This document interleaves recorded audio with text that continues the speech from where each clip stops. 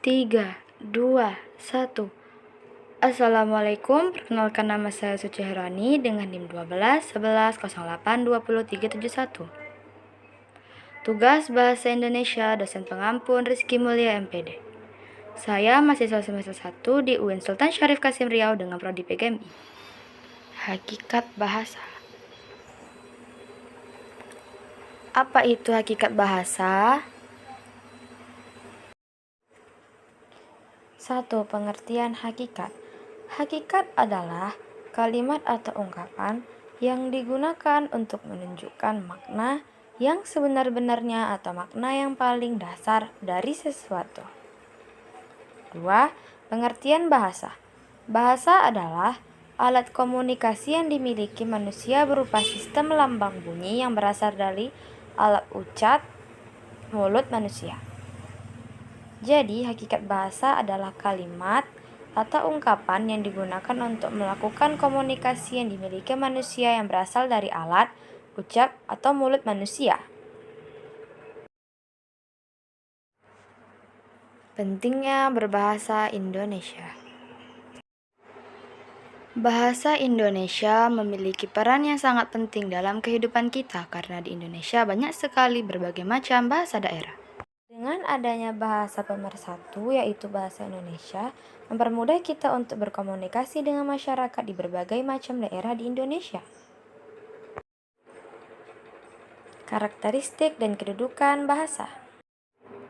Secara umum, bahasa Indonesia mempunyai 5 karakteristik, yaitu 1. Arbiter, yaitu hubungan antara lambang dengan yang dilambangkan bisa berubah. 2. Produktif, yaitu dengan sejumlah besar unsur yang terbatas namun dapat dibuat satuan uraian yang hampir tidak terbatas.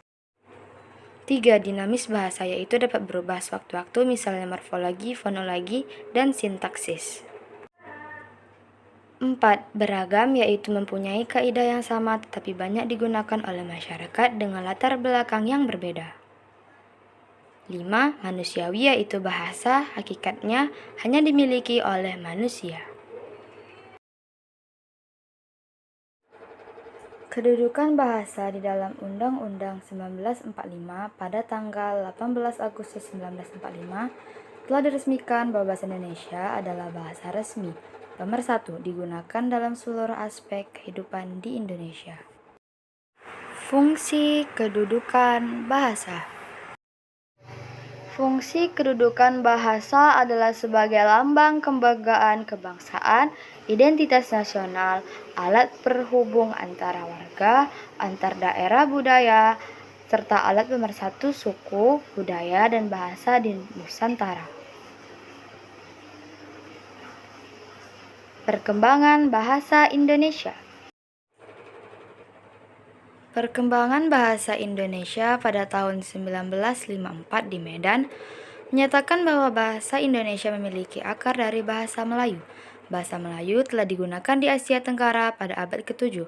Banyak prasasti yang ditemukan di antaranya Talang Tuo pada tahun 684 Masehi. Bahasa Melayu juga banyak digunakan oleh para pedagang antar suku di Nusantara maupun di luar Nusantara.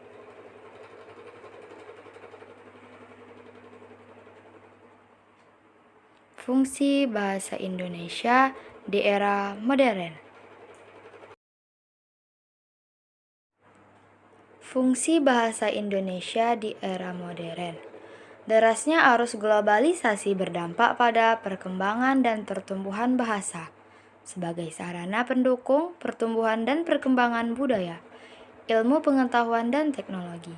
Konsep-konsep dan istilah baru di dalam pertumbuhan dan perkembangan iptek secara tidak langsung akan memperkaya hasanah bahasa Indonesia. Dengan demikian akan tumbuh dan berkembang pula sesuai dengan pertumbuhan dan perkembangan ilmu pengetahuan teknologi.